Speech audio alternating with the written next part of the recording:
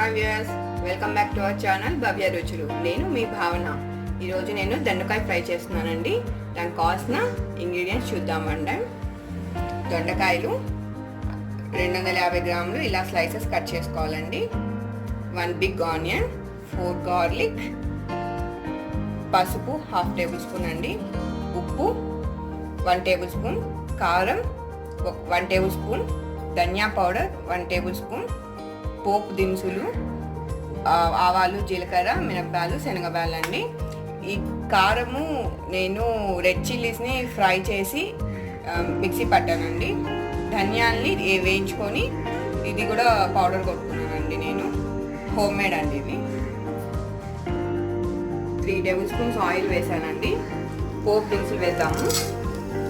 ఈ ఆవాలు చిట్ అని ఇలా అనాలండి. అలా అన్న తర్వాత ఫ్రై అవుతున్నప్పుడు ఆనియన్స్ వేసి గార్లిక్ వేద్దామండి.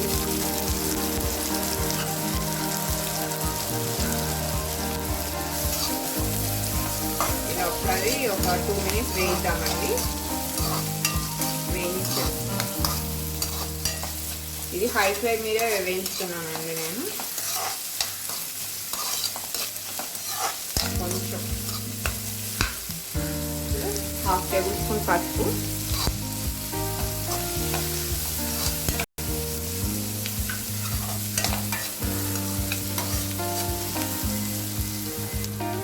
సాల్ట్ వేస్తున్నానండి. సాల్ట్ ఇలా ఆనియన్స్లో వేస్తే ఫ్రైకి బాగా అన్నీ కలుస్తాయండి. లేదంటే పైన వేసామంటే దొండకాయలు వేసిన తర్వాత కొన్ని సాల్టీగా ఉంటాయి, కొన్ని మామూలుగా ఉంటాయి. అందుకు ఆనియన్స్లోనే వేస్తే అన్నీ కరెక్ట్గా సరిపోతుంది.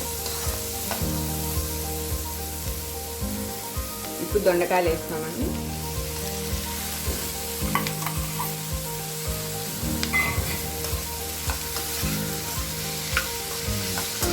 ఇలా అన్నీ బాగా కలిపి మూత పెట్టి ఫ్రై అయ్యే వరకు కొంచెం సేపు ఒక 5 మినిట్స్ మూత పెడదామండి. అనుకోకుండా మధ్య మధ్యలో ఇలా కలుపుతూ ఉండాలండి. ఇప్పుడు ఒకసారి చూద్దామండి, కొంచెం చూద్దాము. మళ్ళీ ఇప్పుడు మనం కరివేపాకు కొంచెం వేద్దామండి. ఇప్పుడు వేస్తే కర్రీ లీవ్స్ దొండకాయకి ఆ టేస్ట్ తెలుస్తుందండి, ఫ్లేవర్స్ యాడ్ అవుతాయి. ముందే వేస్తే అది మామూలుగా అంత తెలియదండి. ఇలా ఒకసారి కలిపి మీడియం ఫ్లేమ్లో ఒక 5 మినిట్స్ పెడదామండి. ఆల్మోస్ట్ కుక్ అయిపోయింది.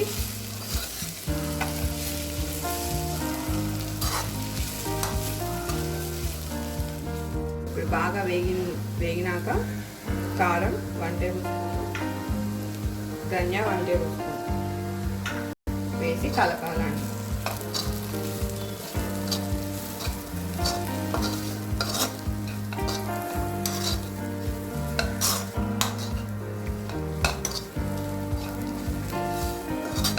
ఇలా బాగా కలిపినాక సర్వింగ్ బౌల్కి తీసుకోవాలి.